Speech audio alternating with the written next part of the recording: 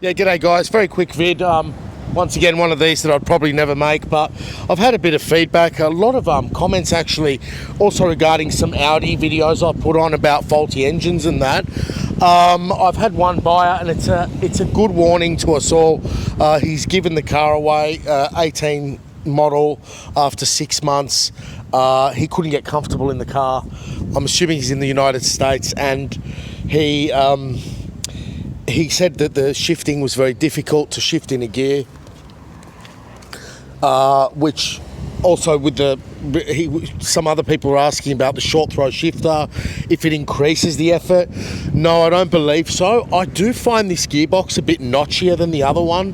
Now, again, a contradiction. They've rounded off some points inside the gearbox to get you a better selection, but it's not that, it's the actual effort to select the gear.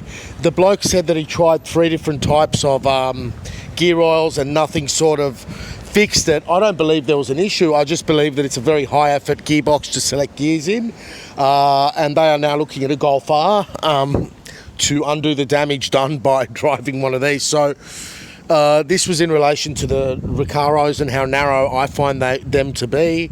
I had another mate last night mentioning that all Recaros are narrow and tight, and I get that, but what I'm saying here is, with the ride quality so far improved, you're still going to have a lot of noise on the freeway.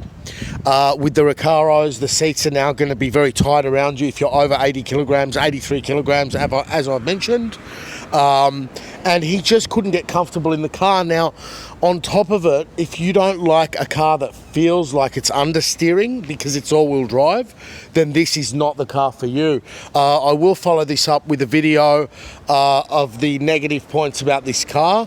As you guys know, it's sort of a bit of a contradiction. Like, it's a love-hate thing, you know. Like, I love it, but you know, you get bad fuel, a high shift effort, lots of cabin noise on the coarse bitumen. You get narrow seats, and then a slightly too firm ride, which I don't believe it is, but it is a firm ride. I'm just used to it. You're going to have yourself the wrong car. I've mentioned in some videos previously, if your partner suddenly gets pregnant, or if you have a back injury, this is the sort of car you're going to know about it in. Not that a pregnant woman can't go in it, but particularly the model just before it, the ride is very, very stiff. So if you've had any previous back injuries, also remember the clutch effort is quite high here as well. And as the car wears on, that pickup point that they've actually fixed, they've improved the pickup point.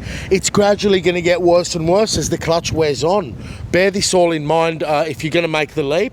Now, I've had a couple of other guys, one in particular, saying, go the rally art, saying, where should I buy this in Sydney? All right, my contact in Sydney is Chantal Make at Sutton Subaru. You mention my name to her, and that will probably make it better. Now, regarding getting the Permaguard, they were asking, do you get the body protection? I didn't on this model because simply it wasn't done on my previous one, and 3M had to come to my work and do it. So that was that. And then again, I've gone into the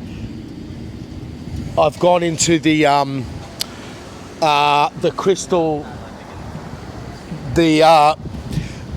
coating the car in a ceramic crystal. The car has to be in perfect order when you do. Do you know what I mean? So if you're short on time, if you've got the bucks, get the paint protection at the dealer. Because see, I still haven't done it, and it looks great, but to put ceramic on the car's got to be perfect. Otherwise, you're locking in the faults and defects under the ceramic for up to 5 years. I bought the 5-year one from Sencha, if anyone wants to look at my previous videos about that, but I still haven't done it. The car looks great. It's got a coating of ceramic on it, a ceramic fine crystal spray, but by no means has this car been body protected. So that answers that question. Should you get the body protection at the dealer? Yes, you should, if they bloody do it properly. The problem is, I don't know what's better. Is Permaguard's meant to be for the life of the car. Ceramics 3, 5 and 7 years in a bottle, and it's a tiny little bottle. This big. If you spill the bottle, you have to buy another one. So that's a bit about that. Yeah, you've got a heavy clutch, shift effort, and on top of that, heavy steering. Very, very heavy steering, guys. In fact, I believe the steering on this one's more heavy than the 2016, as the weight from the wheels comes through the steering. Very high steering effort. So that's a bit about that, but it certainly looks beautiful today. I don't know what it is. It's just where it's sitting right now. It's a beautiful car. It's a substantial car. It's not a A-class Mercedes or A3 Audi, even though the A3's grown in size, I believe. But this looks like a substantial vehicle. It's roomy, it's comfortable, but it's only for some. It really is only for some of us. Anyway, hope that video helps in helping you make your decision. Feel free to contact me if you're Sydney. We could talk about it, but always drive it. Sorry guys, I don't want to get people on film for privacy. Always drive the vehicle before you buy it. See, I drove it for a few minutes, but I mean, that's me.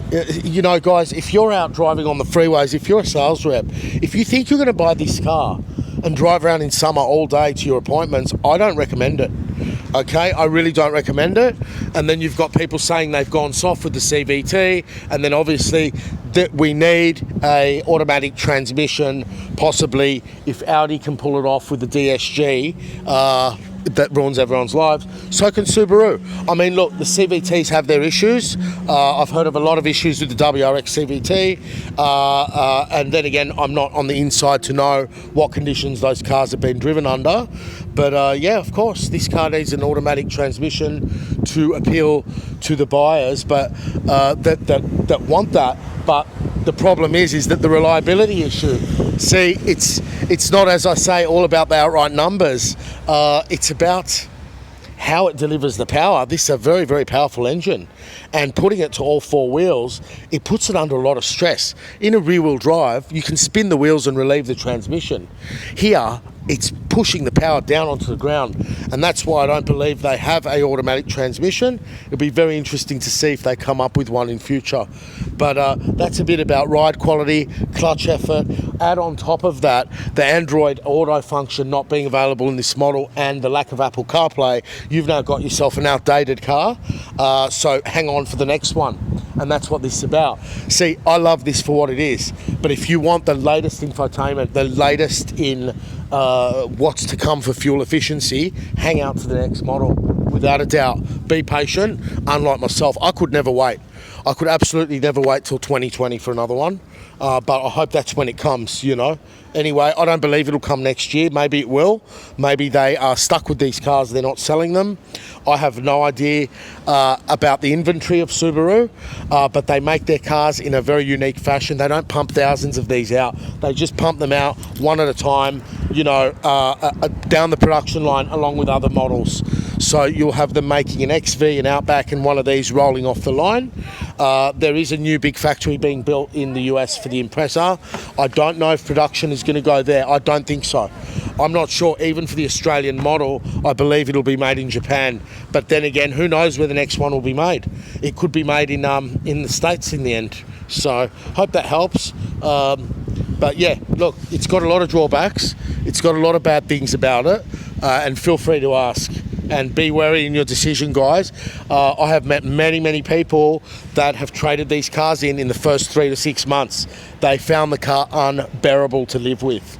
And to finish, what I love most about this car is it is a city car.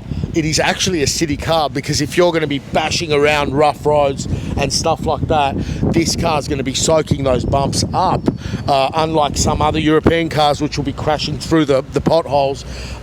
The rougher the roads, the more this car likes it. So do not underestimate the fact that it's got firm suspension. This car's designed to go off-road. This car's designed to go in the snow and in pouring rain and in all conditions. It's a bit of an all-rounder, and I believe it is the ultimate compromise in any vehicle available. I don't believe anyone can do this, and no one does. It's unique.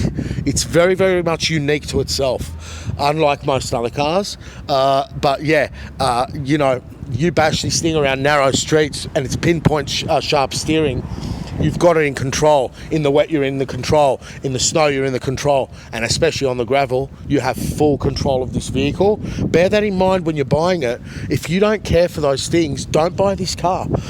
You know, you can always come back in another model run when they've dropped their fuel consumption by 4 litres per 100 kilometres. Anyway, guys, you know, that's what that car's sitting on.